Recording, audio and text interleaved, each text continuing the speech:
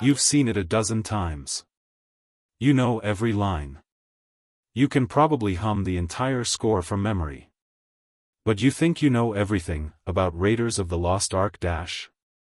Think again. From a stomach-churning illness that accidentally created an iconic scene, to the household object behind one of its most terrifying sounds, we're counting down 20 bizarre secrets that will change how you see Indy's first adventure. This isn't just trivia, it's the hidden history of one of the greatest movies ever made. So, grab your fedora, check for spiders, and let's get started. So, where did Indiana Jones even come from? It all started with James Bond, or rather, the rejection of James Bond. In the late 70s, Steven Spielberg was on top of the world after Jaws and Close Encounters, but he had one big dream: to direct a 007 film. He asked the Bond producers multiple times, and they turned him down flat every single time. So, a bummed-out Spielberg went on vacation to Hawaii in 1977 with his buddy George Lucas, who was trying to escape the madness of a little movie he'd just released called Star Wars Dash. While they were building a sandcastle, Spielberg was complaining about his James Bond dreams being dashed. That's when Lucas hit him with an idea he'd been developing since the early 70s. He said, "I've got a character better than James Bond." He described a treasure-hunting archaeologist, inspired by the old adventure serials. Lucas, with his writing partner Philip Kaufman, had already figured out the treasure, the legendary Ark of the Covenant. The character's original name was Indiana Smith, but luckily, they landed on the much cooler Jones. He was designed to be the anti-Bond, a guy who gets hurt, makes mistakes, and is constantly in over his head. That vulnerability, born from a desire to one-up the world's most famous spy, is exactly what made him an icon. It is physically impossible to imagine anyone but Harrison Ford as Indy. That cynical charm is just baked into the character. But he was nowhere near the first choice. In fact, George Lucas was dead set against casting him. After American Graffiti and Star Wars, Lucas worried he and Ford would become the next Scorsese and De Niro, and he wanted a fresh face. The search was massive. Actors like Tim Matheson and Peter Coyote were considered. At one point, they even thought about Jack Nicholson, which would have been different. But it all came down to one man, Tom Selleck. He had the look, he had the charm, and his screen test was a knockout. The part was his. There was just one tiny problem. Selleck had just filmed the pilot for a show called Magnum, PI, and was contractually stuck. They begged the network, CBS, to let him do the movie, but CBS said no. Again for his first choice, Harrison Ford. Lucas finally caved, and the rest is history. Indiana Jones's silhouette is legendary, whip and hat. And that hat wasn't just some random fedora they found on a costume rack. It was meticulously crafted and then intentionally abused. The hats came from the Herbert Johnson Hat Company in London, a shop that, by the way, is still in business. But a clean, new hat just wouldn't work for a guy who hangs out in dusty tombs and gets in bar fights. So, how do you get that perfect, lived-in look? You beat it up. Costume designer Deborah Nadelman and Harrison Ford himself took on the task. They sat on the hats. They rolled them in the dirt. They twisted and distressed the felt until it looked like it had survived years of brutal adventures.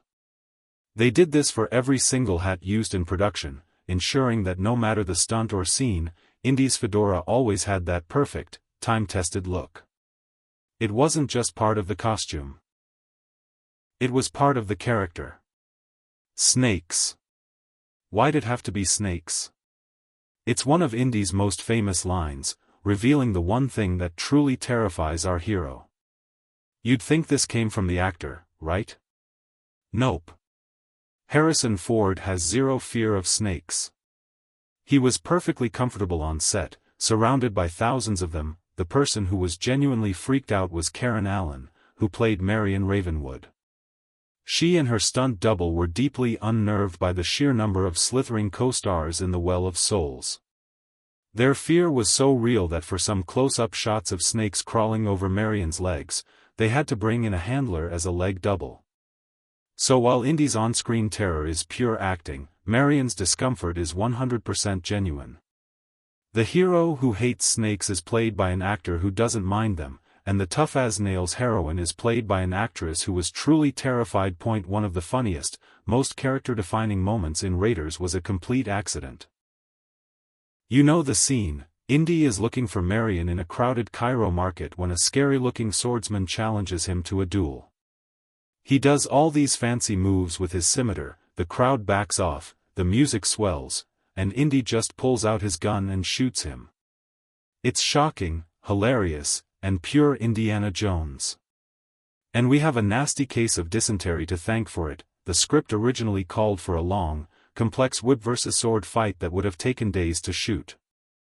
But while filming in Tunisia, almost the entire cast and crew came down with a brutal stomach bug. John Rhys Davis, who played Salah, lost 22 pounds in 2 days. Harrison Ford was one of the sickest, and was in no shape for a 3-day fight scene. Miserable and exhausted, he turned to Spielberg and asked, "Why don't we just shoot the son of a bitch?" Spielberg, who had smartly only eaten canned food he brought from England, thought it was brilliant. They shot the new, that tired look on Indy's face? Not acting, the making of Raiders was genuinely dangerous, and not just for the stunt crew. One of the scariest, and totally unscripted, moments happened to Karen Allen during the bar fight in Nepal. The scene takes place in her burning tavern, the Raven, with fire spreading everywhere. During one take, things got a little too real. As the fight scene raged, Allen's costume accidentally caught fire. It wasn't a stunt, her clothes were actually burning. Luckily, the crew reacted in a split second. A crew member lunged in and put out the flames before she was seriously hurt. That specific moment isn't in the movie, but when you watch that sequence, the panic on the actors' faces is amplified by the real dangers they were facing. It's a wild reminder that in the days before CGI, when you saw fire on screen, it was real fire, and it was often inches away from the actors.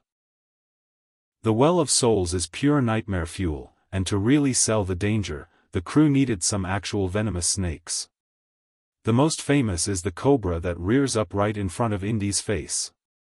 Obviously, you can't have a deadly snake that close to your multi-million-dollar star, so the crew came up with a brilliantly simple solution. They placed a thick sheet of clear plexiglass between Harrison Ford and the cobra.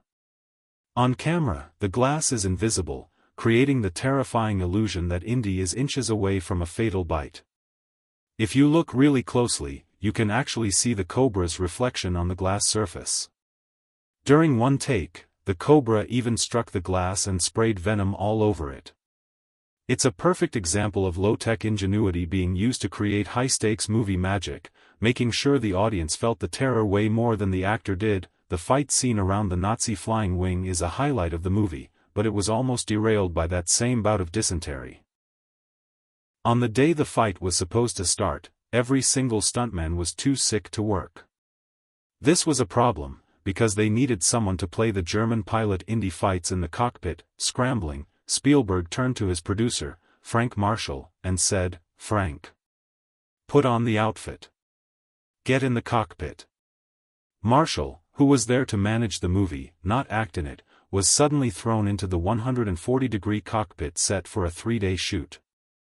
He later joked that he thinks the stuntmen were faking it to get out of the miserable heat. So next time you see Marion knock that pilot out cold, just know you're watching a future Hollywood powerhouse taking one for the team out of pure desperation. That opening sequence is a masterclass in suspense, and it all ends with one of the most famous shots in movie history, Indy running for his life from a giant boulder. The idea was famously inspired by an Uncle Scrooge comic book, but the scene was originally supposed to be much smaller. Spielberg's initial plan was for a short ramp and a quick escape, but then he saw the prop. The 12-foot diameter monster made of fiberglass and plaster, weighing a hefty 300 pounds. Spielberg was so impressed, he decided it deserved more screen time. He had the set extended by 50 feet to make the chase longer and way more intense. Harrison Ford did the stunt himself, outrunning the boulder 10 separate times for 5 different camera angles. And the sound of it rumbling? Sound designer Ben Burt recorded his Honda Civic coasting down a gravel driveway. A car, a comic book, and a last-minute decision to go bigger created one of cinema's greatest moments. The climax of Raiders is famous for its divine wrath, but the image that burned itself into everyone's brain is the melting face of the Gestapo agent, Todt. This masterpiece of practical effects was created long before CGI by a young effects artist named Chris Wallace, who later brought us the creatures in Gremlins. To pull it off, Wallace made a head cast of actor Ronald Lacey. From that, he sculpted a heat-resistant stone skull. The flesh was a special gelatin that Wallace developed, layered on top of the skull with painted muscle and skin tones. To film it, they blasted the head with propane heaters and a heat gun. The whole melt took about 10 minutes in real life, but they filmed it in slow motion. When played back at normal speed, it becomes the rapid, horrifying disintegration we see on screen. It's a brilliantly grotesque effect that remains a high-water mark for practical horror. The Well of Souls is legendary for using thousands of real snakes. The production started with about 2,000, but when Spielberg saw them on the giant set, he realized they barely covered the floor. He famously declared, "We need more snakes." The crew scrambled, sourcing more reptiles from all over England until they had over 7,000 of them, but even with 7,000 slithering creatures, there were still bare patches on the set. The solution was genius. The crew chopped up hundreds of feet of black rubber hose into snake-sized pieces and scattered them among the real ones. In the dim, flickering torchlight of the tomb, you can't tell the difference.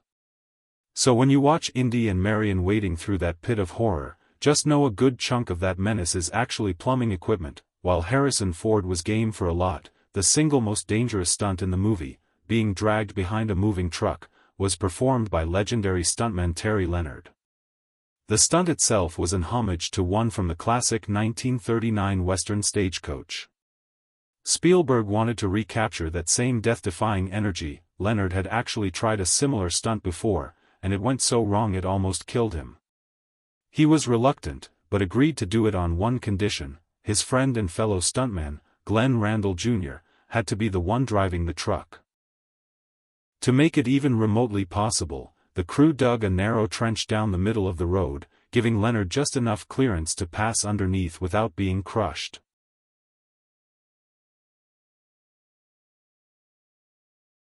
The margin for error was almost zero. Leonard nailed it. The close-ups of Indy being dragged were Harrison Ford, but he was safely strapped to a hidden seat. The final sequence is a seamless blend of a stuntman's unbelievable courage and a movie star's grit. That futuristic Nazi flying wing wasn't a miniature.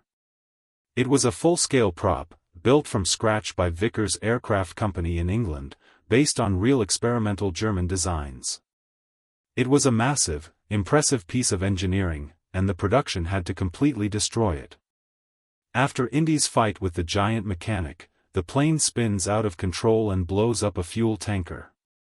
Since they only built one of these massive props, they only had one chance to get the shot. No second takes. If a camera failed or the pyrotechnics fizzled, a huge and expensive part of the movie would be ruined. The pressure was intense. But they nailed the explosion on the first and only try, creating another unforgettable action scene with pure, practical craftsmanship. George Lucas and Steven Spielberg love hiding Easter eggs in each other's films, and Raiders is full of them. The most famous is hidden in the Well of Souls. As Indy and Sala finally uncover the Ark, look at the pillar right behind Indy. Etched into the stone are tiny hieroglyphs of R2-D2 and C-3PO. It's a clear, geeky nod between two friends, suggesting that events from a galaxy far, far away were recorded in ancient Egypt. And the references don't stop there. The seaplane Indy escapes in at the start of the movie has the call letters OBCPO, a little wink to Obi-Wan and C-3PO. In the sequel, Temple of Doom, the nightclub is even named Club Obi-Wan. That little Capuchin monkey in Cairo who turns out to be a Nazi spy. His chattering, cooing, and that infamous Heil Hitler salute weren't real. They were all performed by an absolute legend in the voice acting world, Frank Welker. Though he's uncredited, his voice is one of the most famous in animation. He's Fred from Scooby-Doo, Abu in Aladdin, Stripe in Gremlins, and countless others. The sound team tried to use recordings of real monkeys, but you can't really direct a monkey to give you a sinister cackle. So they brought in Welker, who created the entire performance with his voice. So next time you watch that traitorous little primate, you're hearing the work of a master. The sound design in Raiders is iconic, and the genius behind it was Ben Burtt, the man who created the sounds of Star Wars. For the Ark, Burtt found inspiration in some weird places. That heavy, grinding sound of the stone lid sliding off the Ark for the first time? That's the sound of Burtt dragging the heavy ceramic lid off of his own toilet tank. The echo of his bathroom gave it the perfect, cavernous sound. Cries of dolphins and sea lions with human screams, creating a truly unholy and unforgettable sound. Before a single frame was shot, the look and feel of Indiana Jones were first brought to life by legendary comic book artist Jim Steranko. Known for his groundbreaking work on Marvel's Nick Fury, agent of S.H.I.E.L.D., Steranko was hired to create 4 pre-production paintings that would serve as a visual blueprint for the movie. His dynamic art was instrumental in cementing the character's iconic look. The whip, fedora, and leather jacket were already part of the concept, but Steranko's paintings visualized it all in a way that was nearly identical to the final film's aesthetic. Lucas and Spielberg were so blown away they asked him to storyboard the whole movie, but the schedule was too intense. Even so, his 4 paintings were so influential that he's credited as a production illustrator, forever linking him to the birth of a hero. We all knew Raiders was a classic from the moment it came out, but in 1999, it got the official stamp of approval. The film was selected for preservation in the United States National Film Registry by the Library of Congress. This is a huge honor, given to films deemed, culturally, historically, or aesthetically significant. It means Raiders is recognized as a work of art, an essential piece of America's film heritage that needs to be preserved forever, right alongside movies like Citizen Kane and The Godfather. And, so far, Raiders of the Lost Ark is the only film in the Indiana Jones franchise to receive this honor. It's not just a great action movie, it's officially a national treasure. The set of Raiders was a hub of creativity, but it wasn't just for one movie. Screenwriter Melissa Matheson was on set in Tunisia visiting her then-husband, Harrison Ford. During her visit, Steven Spielberg started telling her about a story idea he'd had for a while. About a lonely little boy who befriends a gentle alien left behind on Earth. Between takes of Indy fighting Nazis, Spielberg and Matheson were outlining the script for what would become E.T., the extraterrestrial. It's an amazing piece of film history. One of the greatest directors was creating one of the greatest adventure films ever, while simultaneously planting the seeds for one of the most beloved sci-fi films of all time. Spielberg loved giving his crew little cameos, and Raiders is filled with them. We already mentioned producer Frank Marshall as the unlucky pilot. Dennis Muren, a visual effects wizard at ILM, plays the Nazi spy on the boat who eyes Marion's medallion. Glenn Randall Jr., the film's stunt coordinator and the guide, Barranca, in the opening scene, and he played the Monkey Man in Cairo. It's a fun nod to the huge team of people it takes to make a movie magic.so. There you have it, 20 weird facts from behind the scenes of a masterpiece. If we missed your favorite piece of trivia, or if you learned something that just blew your mind, let us know down in the comments. And if you enjoyed this trip through film history, give this video a thumbs up, it really helps us out. Make sure you're subscribed so you don't miss our next deep dive, from a case of food poisoning creating an iconic moment to a toilet tank providing a key sound effect. The story behind Raiders of the Lost Ark is almost as much of an adventure as the movie itself. It's a perfect storm of creativity, problem-solving, and sheer luck, and for sticking around to the end, Here's one last bonus fact for you. In the opening temple scene, Indy is covered in very real tarantulas. To get the spiders to move on cue, the animal wrangler would gently place a female tarantula among all the males. The male spiders, wanting nothing to do with her, would immediately scurry away. Movie magic is weird. Thanks for watching. We'll see you in the next one.